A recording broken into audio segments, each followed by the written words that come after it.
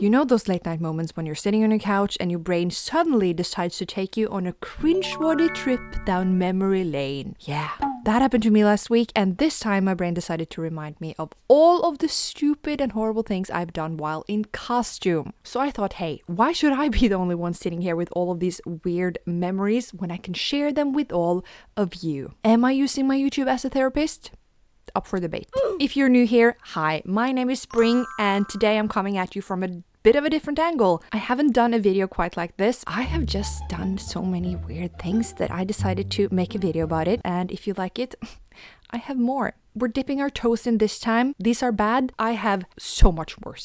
I'm also at my parents' place this week, which is just filled with old memorabilia from my time as a young teen and anime and whatnot, which is probably what sparked this memory lane trip. But for now, I'm gonna tell you incredibly stupid and potentially dangerous things I have done while in costume. Now, the reason I have done so many weird and stupid things in costume is because I do a little thing called cosplay. Now, if you don't know, cosplay is when you make or buy a costume from a character from any media, anime, movies, series, whatever, and you dress up as the character, and in some scenarios you portray the character as well. And in this hobby, you learn by your mistakes, and trust me, I made plenty. Which brings us to the first story of this list. That time I almost ripped off my nipple. And if that sounds wild, just wait, because I have saved the best, or should I say worst, for last. When I started with cosplay many years ago, I mainly did crossplay, which is when you dress up as the character from the opposite sex. Now, what is one thing that women have that men don't?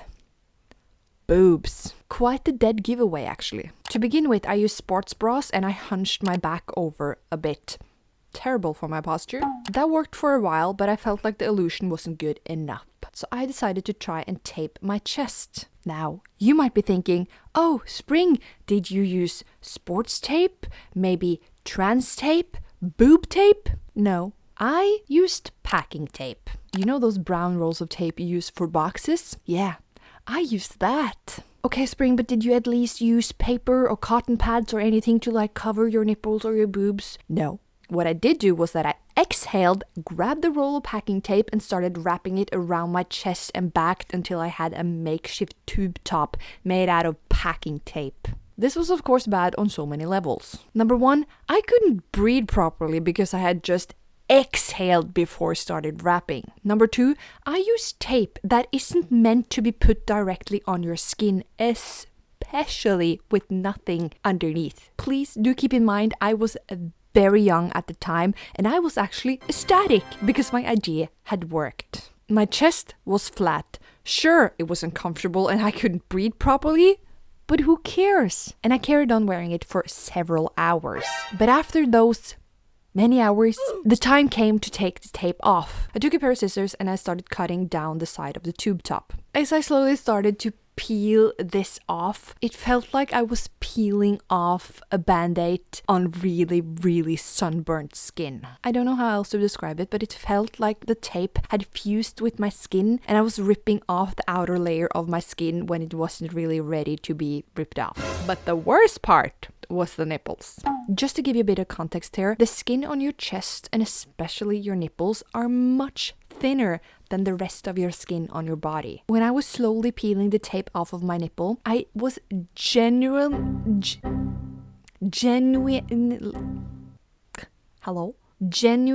scared that I was going to rip off my nipple and it would just be two bloody open wounds on my chest. This is so TMI, but you clicked on this video, you know what you were getting yourself into, okay? Okay. Luckily, that didn't happen and I still got my nipples intact. I was taking it millimeter by millimeter with the tape and they survived. I got blisters everywhere, the skin was so red, pimples, what I can only describe as burn marks. Yeah, it wasn't a pretty sight. And I don't even want to think about what could have happened if I had left it on for 1, 2, 3 more hours. Oh. And I know I shouldn't have used the tape in the first place. I should also have covered my nipples with paper or whatever. And I should also have used oil, coconut oil, anything to dissolve the tape glue and make the process easier. Well, I was young and dumb and I didn't know better, okay? Just get off my back. I'm just trying to tell you how I almost lost my nipple, okay? I know I was dumb. We can all agree on that, okay? And needless to say, I never did it again. You live and you learn. For this next story, I feel like the theme of this entire video is just gonna be me hurting myself for cosplay. Some of these could have been prevented if I had just had used my few brain cells. Well, remember when I started this video by saying cosplay is a hobby you learn from your mistakes? In some cases, you have to make the same mistake twice in 2 different costumes to learn your lessons. I was gonna build and make my first ever costume, which was Ari from League of Legends, which is a 9-tailed fox. When most people make her costume, they settle for 1 tail. But me, no.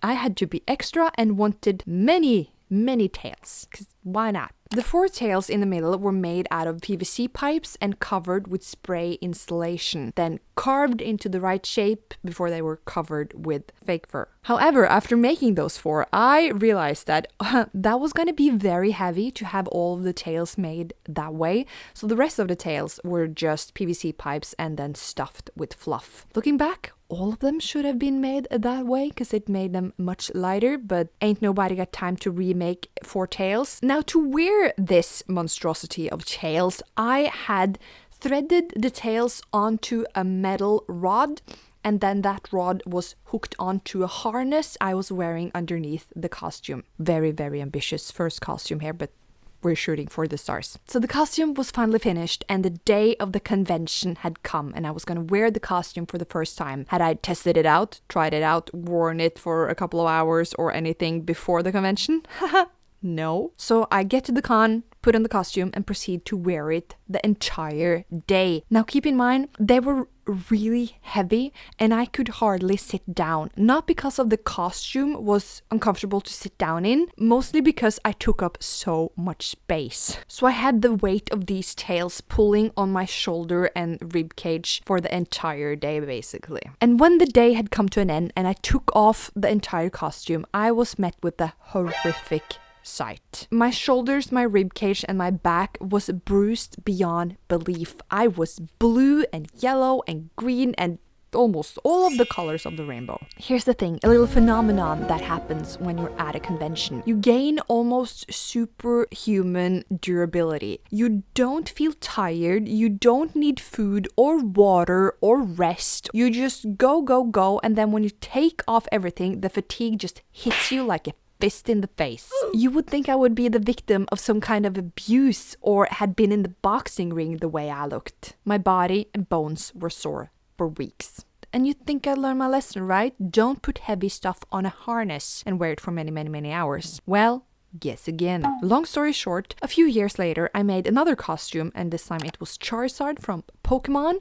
I made a backpack harness with the wings, very heavy, didn't test them out, wore it for the entire day of the convention, hard to sit down, taking up space, and what do you know, I'm blue and green and red than the rainbows on my body again. But at least this time, finally, I learned my lesson. Okay, we have made it to the last story, probably the most irrational and stupid thing I probably have done for cosplay. Like many of the things, the harness, the tape and such, I had never done anything like that before and couldn't imagine the results as inexperienced as I was. I mean, I did the harness thing twice. That was lack of judgment. I don't know what to call that. But the last story, that was just, you know it's gonna be bad, so why do you do it? Anyways, I had made yet another new cosplay, and this time it was Tyrande from the game World of Warcraft. I, of course, as the classic little character I am, hadn't done a makeup test, a wear test, or anything before the day of the convention. Sometimes you do have to make the same mistake just a lot of times before you learn. And to make things even more stressful, this time I was also competing in the cosplay competition. Now the problem with this cosplay wasn't the dress or the fact that I was purple, it was the obnoxiously larger than life eyebrows. Night elves are really just giving Master Fu a run for his money on this one. I made the eyebrows out of wig hair and glue, and they were way too heavy to just be stuck on a little bit of my face while the rest was just hovering. You live and you learn. And what did I use to attach them with, you might ask? Cheap eyelash glue. Ingenious move, I didn't bring extra in case they fell off. And fell off they did, right before I was about to walk on stage. When I tell you the panic that just shot through my body, girl. So there I stood, backstage, the competition about to start with one eyebrow in my hand. Luckily, they had a cosplay emergency table backstage that were filled with tape, bobby pins, paint, etc. But no eyelash glue or any other glue that you're meant to put on your face or body for that matter. But what they did have was a hot glue gun. I know you can see where this is headed. So in my panic-stricken mind, I'm just looking at the glue gun thinking we're just gonna have to try. What's the worst that can happen? Oh, I tell you, why didn't I just take the other eyebrow off and just walk on stage with regular eyebrows? I don't know, okay? I think my perfectionist brain was just like, we're not going out there without long eyebrows. So I grab the glue gun, squeeze out a bit onto the eyebrow, blow a bit, and then stick it to my face. Now that stung and it burned. It wasn't a pleasant experience whatsoever, but I clenched my teeth and got through it. And surprise, surprise, the eyebrow stuck.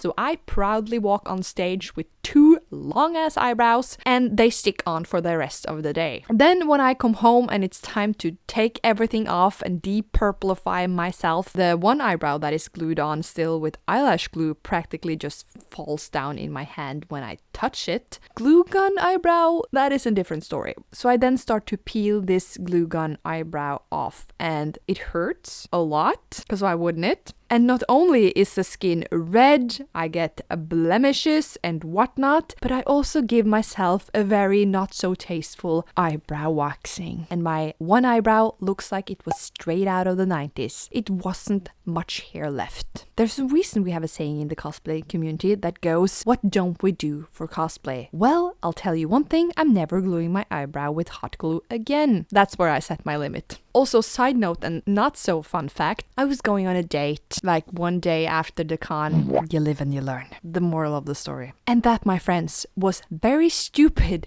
things I have done in or for cosplay. I really want to know which one was your favorite. And also please let me know if you want another video like this, because trust me, I have so many more stories. These are kind of like the I hurt myself for cosplay stories, but I have some other stories that are dangerous, sad, heartbreak. I don't want to give away too much, but they do be crazy. So please let me know if you want another story like this. I'm just trying something new out here. Subscribe so you don't miss out on any of my future videos, and spring out. Bye!